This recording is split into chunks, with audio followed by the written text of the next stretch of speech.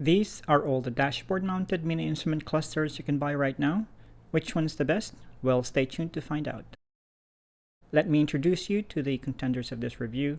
The ones you see at the back row there are the older generation instrument clusters. Starting with the left here, we have the X1.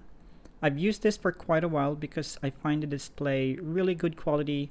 I like how they implemented the display where you can't really see the segments behind the screen.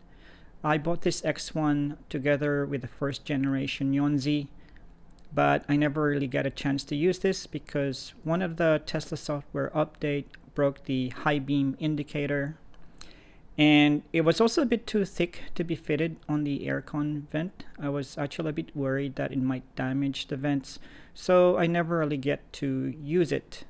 And then a couple of months later, YYYYY, they stepped up their game and released the Minimalist series, or the YYYYY 2.0.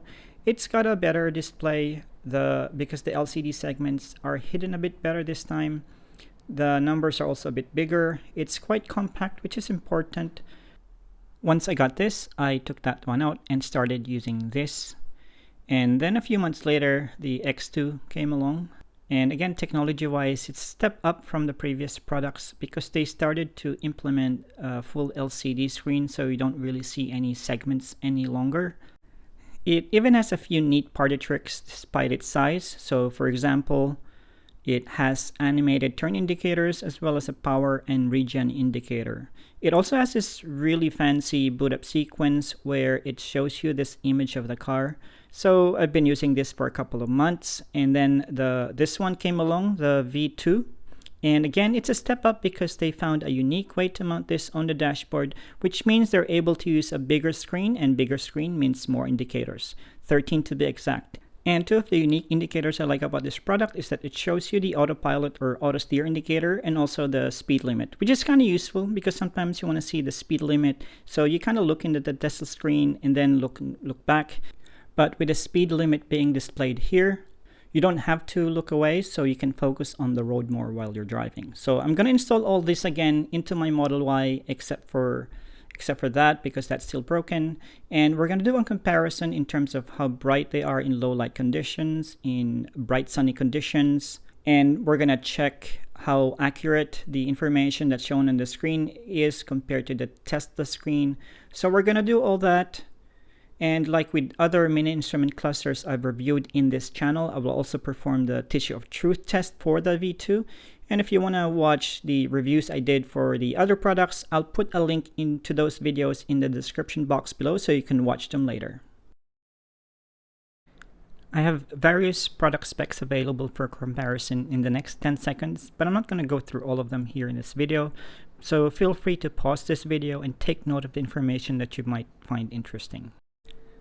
Before I begin the installation, let me just do something with the wire here. I just want to close off or seal off the connectors that I'm not going to use. So I have a 2022 Tesla Model Y rear wheel drive, and it has the AMD chip. So I'm going to use this set of connectors. So what I've done here is tape up the ports that I'm not going to use. The OBD port we need for this installation, which is located on the right hand side A pillar, is not connected to any wiring harness, so it's actually exposed.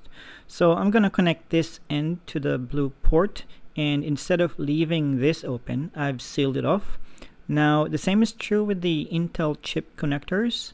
Now since my car doesn't have Intel chip, I've taped them both off. I've also taped off more securely this fuse because this fuse has wires slightly exposed at the bottom there, so I just taped that off. This one we need because this is what we are going to use to get power for the V2 instrument cluster. And what I noticed is that these wires are very thick, and when routing this underneath the dashboard trim, it gets pinched. The dashboard trim has a sealing off mechanism, and the wire sits underneath that and it pinches the wire and leaving it with a deep mark. So I'll also show you the way I prevent the pinching from happening during this installation. So finally, let's begin this installation by removing this dashboard trim. And to remove this dashboard trim, all we need is a simple pry tool like this. If you're doing this for the first time, you might have a hard time removing this panel, but in my case, I've removed this so many times that some of the clips are very loose. But just let me show you how it's done. So using this pry tool, just insert it somewhere there, sort of pry that open until this one goes in, and then just twist it. Then there's another clip somewhere there, so go ahead and just insert it in there and sort of pry that open. The third clip is there just at the bottom, so again, insert that in and that comes off really easy. And then head over to the other side and do the same thing.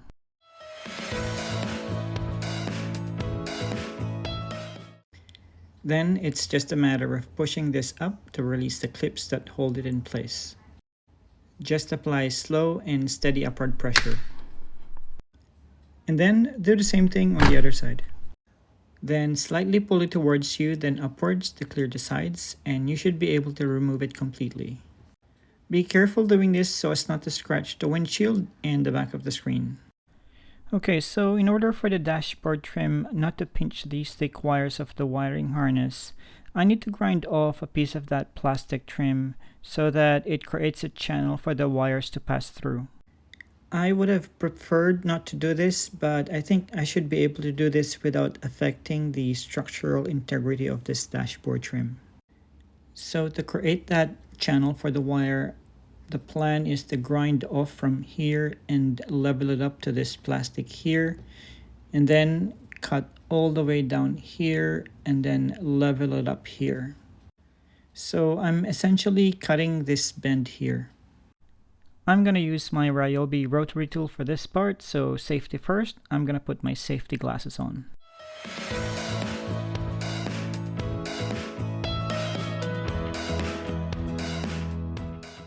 So I'm happy with that result. So for now, I'm just going to get rid of all these big pieces and I'm going to smooth it out later. So I think for some of you, you might shy away from doing this because I know it's probably daunting, especially if you're a first-time DIYer. Obviously, this is an optional step. Now, hopefully on the next iteration of this product, the manufacturer would provide a thinner wiring harness instead of this really thick one. You'd think that since they separated the wire into two, that the wiring harness would be thinner, but for some reason it got thicker. So I've temporarily taped the wire in like this, and I'm just going to put this back in the car to see if there's any more pinching that would occur here. So the dashboard's back in the car, it's all lined up, and I don't feel any resistance, so it's actually very promising. It clicks in okay. Even on this side, it's not very difficult. So I've just got this dashboard trim back from the car again. I'm just gonna check whether there's any more pinching that occurred, especially at the bottom wire. I can see a small mark there, but it's nothing to be concerned about compared to what it looked like previously, where there's a really deep mark, as you can see there. Obviously, this is an optional step. You have to weigh the cost of replacing this dashboard trim. I don't know how much it is. Compared to the cost of replacing the V2 instrument cluster, you sort of decide whether you want to do this extra step or not. But I chose to do it because for me, from an installation point of view, at least for this V2 instrument cluster, it's the right thing to do. And so now I'm just gonna lay back this foam insulation as if nothing happened. So yeah, I'm happy with that result, so we're going to continue with this installation. So continuing on, it's now time to mount this V2 instrument cluster on top of the dashboard trim. So I've marked off where I have to install this with those two dots there. So it's really hole number 15 and 16 from the left. So I'm gonna get the red wire on the 15th hole and the yellow wire on the 16th hole. So let's do that.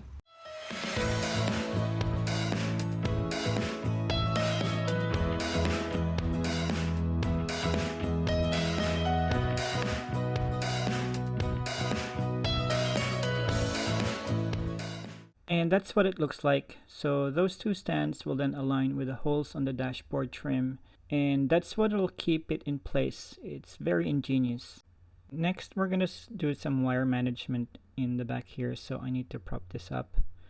We're going to lay this cable down back here, so it's going to snake from here, then up here, all the way down here. So I'm going to have to tape here so it doesn't rattle around when we drive. It looks like there's gonna be some pinching here, but this is where I'll draw a line in the sand. I'm not gonna grind that off. And there it is. That's the wire management done for this part of the installation. It's now time to put this back in the car. So carefully put this back on without scratching any of the trims in the car. My strategy here is to insert the front of the dashboard trim first, and then I make sure that the sides are aligned. Then just a quick peek underneath just to make sure the pins are all aligned. Everything looks okay, including these wires, so I'm just going to snap it back in place. Let's see if this will attach nice and easy. Yep, looks, yep.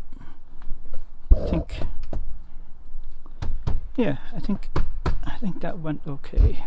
So just showing you where the location of the V2 instrument cluster is in reference to the steering wheel. If you follow that approach, 15th and 16th hole from the left, then that's where you'll land. Next, it's time to peel off this weather strip. I like to use a pry tool here just so it's easier to grip the rubber. Once you have a good grip, carefully pull it straight out all the way next to the B pillar. Next, let's remove this plastic trim on the side here. Using a similar pry tool, insert it on the top edge, then try to grab it with your fingers and then pry it out. Then tilt it to the side away from the dashboard and then pull it up. There's only one clip attaching this trim to the A pillar, but it has 3 locator pins, 1 at the bottom and 2 on the side.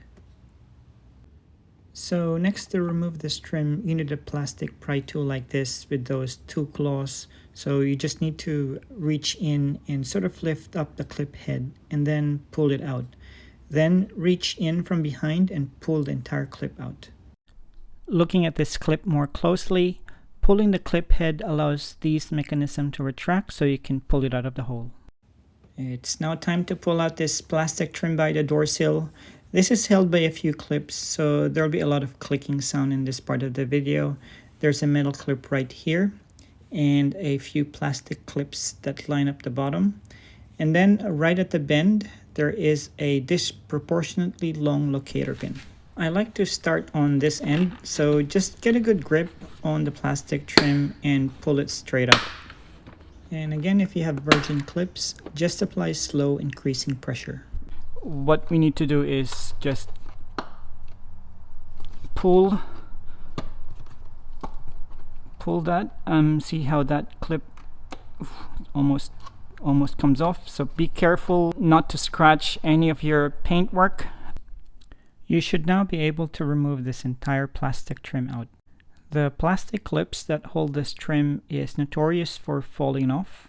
So make sure to check the trim how many clips are still attached, and also try to look around for clips that might have fallen off. There you go, I found these 2 clips underneath the carpet, and I'm just going to attach it back to the plastic trim before I reinstall it. Okay, so there's one more clip that we need to remove. Again, using this claw plastic pry tool, just claw that one out of the way. And if you peel away this carpet trim, this is where we will get the power from using this wiring harness. This is your power adapter, and if you look at the label, it'll say Copilot A pillar, but this is really the right hand side A pillar. So the other connector that we need is hidden or tucked away in there, that blue connector that you see in the back. That's the OBD port where the V2 will get the computer data from. So we need the connector where it says the AMD OBD adapter, and we're going to plug this into that blue OBD port, and I've covered that off just for safety measure. So before we go disconnecting any of the electricals there, for your own safety, put the car in power off mode. So in order to do that, you go to safety, then scroll all the way to the bottom and then tap on power off and then power off again.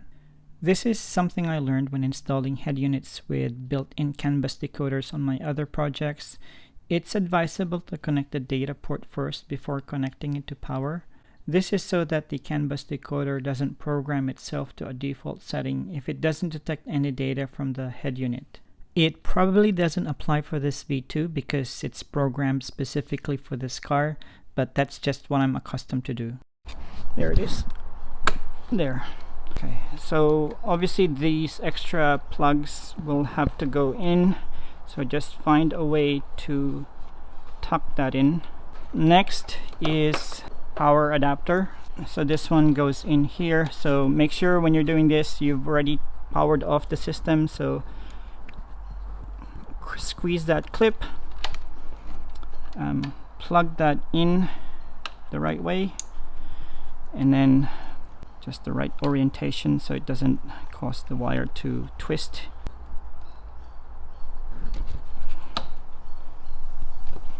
It doesn't click, but I'm squeezing as hard as I can. So now we'll power on the system. We'll see if the instrument cluster turns on. That looks okay, it's working. So I am just gonna close up. So you can see here there's some bit of wire management that we need to do here. That hole there, you can't cover it because that's where the plastic trim that covers this pin goes in there. So we'll need to make sure that this is sitting behind, and then we'll just tuck all these wires on this side here. There's a lot of excess wire that we need to tuck in there, and this is because this was designed for the left-hand drive market. So now I've got too much excess wire that I need to tuck in. I wish there was an option to either, well, number one, thinner wires and also shorter wires for the right-hand drive market, but it is what it is. We'll have to deal with this excess wire and sort of tuck it in there. So I'm almost done here. I just want to show you how I manage the wire, because for me, what sets a good install from a bad install is how you do wire management. So in this case, I've took my time to wrap the wiring harness for the V2 in masking tape, so it doesn't look messy when it's here. And all I have is this extra wiring harness for the Intel chip, so I am just going to sort of tuck that in there.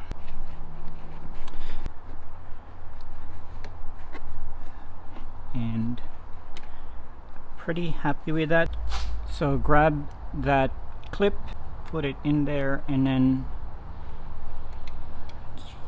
find a way to sort of thread it in and then push that in to lock.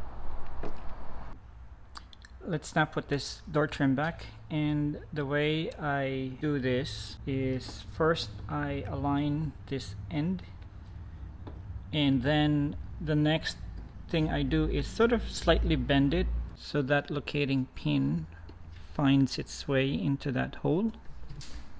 So once they're both aligned, the next thing I do is push it down so it's nice and flush, and then squeeze the top portion so you clear that bit of plastic, and you can slide it in, and at the same time you also slide in the metal clip on the side.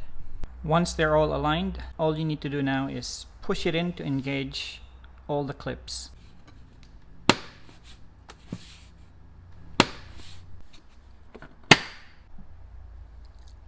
And then just reattach back this clip.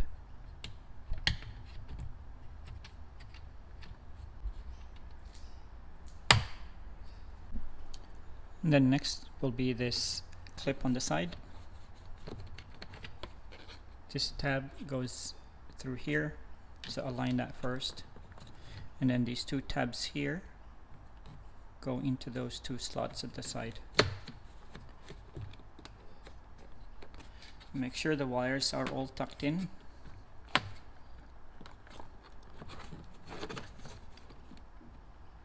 Align the clips, and then push it in.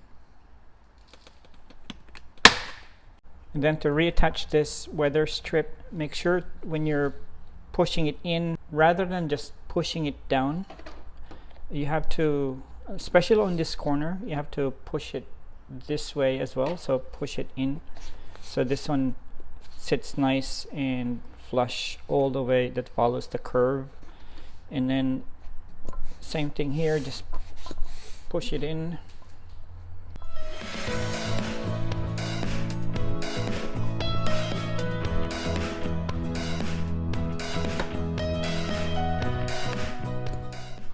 So we're at the home stretch here. It's just a matter of attaching these two plastic trims on either side of the dashboard. And we're done. Now let's get in the car and look at it more closely. By default, you should see 4 indicators right away. The state of charge on the left, the speed in big bold numbers in the middle, park indicator, and remaining range. Then there are the turn indicators left and right. When the car is in drive, D shows up. You'll also see the brake hold indicator and the speed limit. That now gives us 8 indicators so far. And then when you put the car in reverse, you will see R in the display. Then rounding up all the gear indicators, we have N for when the car is in neutral. And of course, it also has the door open indicator, which, if you notice, is the second most prominent icon on the screen. But regardless of how ridiculously big that is, it's only for the passenger doors. The front and the trunk are not included. It can also show the high beam indicator, so you know if you're dazzling oncoming traffic. Finally, it has the auto steer indicator, giving it a total of 13 indicators. This is actually the most number of indicators in any aftermarket Tesla Mini instrument clusters I've come across so far. Yeah, it's a bit bigger in all dimensions compared to its competitors, but I think it's small enough that it doesn't look too much out of place in the cabin. The color of the material they used here is somewhat similar to the surrounding trim, so it sort of blends in really nicely. Let's now check how much of the airflow within the cabin will be interrupted by the V2 instrument cluster. And now with the V2 installed and the airflow is still pointing up and center, I'm actually surprised to see that there's now movement here in this area, top left and top right. I suppose the presence of the V2 instrument cluster there is now dispersing this air to split across on either side. And the middle part here, now there's barely any movement compared to what it was before. Now if I set the airflow direction to front and center, are we gonna see any difference? Very slight improvement. Still a lot of movement here, but now I see none or almost none on the top left. So slight improvement in the middle, still the same movement on the top right, and very slight movement on the top left. Now if I point it down, fully down, now we start to see some movement here. Nothing on the top on either side, very slight twitch. But as you can see, there's much more movement on the bottom section here through the steering wheel. Now that the V2 is installed on my Model Y, let's now compare it side by side with its direct competitors. So these products you see here are all in the same price range and have similar overall features. On the top left there is the X1. Then right next to it is the YYYY Minimalist. And then on the rightmost, that's the X2. And then finally, of course, we have the V2 right in front. So right now I've got the car in park, and these 3 instrument clusters display the remaining range. The YYYY Minimalist seems to display 326 when on the display there it says 327. Well, now actually it's 326. The Tesla computer seems to be switching between 326 and 327, but props to these mini instrument clusters, they seem to hide those fluctuations better than Tesla does. So there's a bit of mismatch, but I wouldn't consider that as a deal breaker. Apart from the YYYY minimalist, everyone here has the remaining state of charge. So if we look at what's in the Tesla computer, it shows here it's 77%, so that's spot on for all of them. So on the X1, it shows 77% and the park indicator. On the X2, we have also the 77%, but there's no gear indicator. On the V2, it also shows 77%, the distance to empty, and it's on park, but it also has a speed readout, which is currently 0. So this is the only one that has a speed readout when stationary. Of course, to save space, the remaining range or state of charge would switch to the speed when the car starts to move. Now if I put the car on hazard, you can see that all except the super small X2 show the turn indicators blinking, whereas the X2 will only show it when you take the car off park. So if I go to drive, you can now see that the X2 now shows the animated turn indicators as well as the speed. So let's turn that off. You can see that the X2 still show that last part of the animation, so it looks like there's some bad programming there. Let's test the high beam indicator. So if I flash the light, you can see these two has high beam indicators. The difference is that the YYYY minimalist has the low beam indicator as well, and it turns to blue when the high beam is on, whereas the V2 only has the high beam indicator. And then if you notice, it has a speed limit, and that's what's cool about it. Now on the Tesla screen there, you can see it's also showing up as 50 as the current speed limit. Now the other thing is that the intensity of the display on the V2 and the YYYY minimalist changes as you change the display brightness of the Tesla screen. So here I'm changing the brightness level of the screen, and if you can see, the YYYY minimalist and the V2 changes its brightness, whereas the X1 and the X2 doesn't. I'm just changing, and you can see it here clearly. It's adjusting its brightness level. Let's quickly compare the door open indicator here, because the V2 has a big car icon here, so this must be well implemented. So here, if I open the driver door, you can see the YYYY minimalist, X2 and V2 has the indicator show up. All's good. So if I close my door and open the boot, nothing shows up on the V2, but the minimalist at least illuminates this icon. Whereas the X2, where you have door open indicators for each door, including the boot and the front. So that's a neat feature, but icons are too tiny to see anyway, so it's badly executed.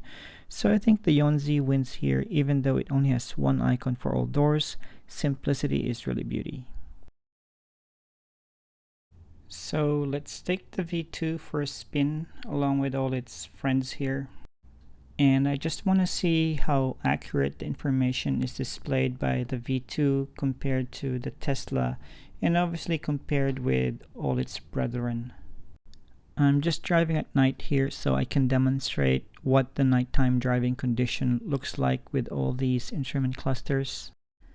As you can see here, they're all very visible, very bright, so there's no issue with nighttime visibility.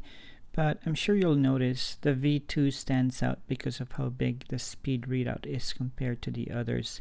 It's almost as big as the Tesla speed readout, and that's a tick for me. But if you find it too bright, you can dim the Tesla screen a bit, and the display intensity of the YYYY minimalist and the V2 will also adjust to match it.